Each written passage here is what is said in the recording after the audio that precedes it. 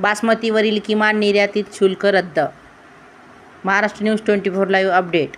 केंद्र सरकारचे शेतकऱ्यांच्या हिताचे निर्णय, केंद्र सरकारचा बासमती उत्पादकांना दिलासा, धान पिकवणाऱ्या शेतकऱ्यांना फायदा।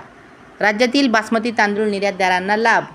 केंद्र शासनाने सोयाबीन तसेच कांदा उत्पादक शेतकरी यांच्या संदर्भात मोठे ऐतिहासिक निर्णय घेतले तर आहेच, परंतु आता त्यासोबत बासमती तांदळाची निर्यात करणाऱ्या शेतकऱ्यांसाठी फायदेशीर असा महत्त्वाचा निर्णय घेतलेला आहे।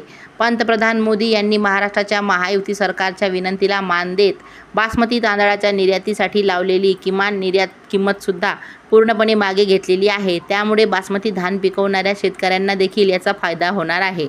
बासमती उत्पादक शेतकऱ्यांना फायदा।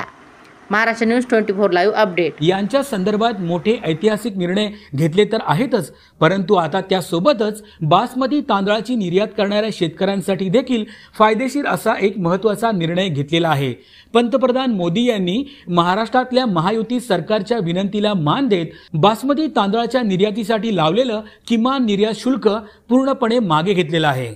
त्यामुळे बासमती धान पिकवणाऱ्या शेतकऱ्यांना देखील याचा फायदा होणार आहे।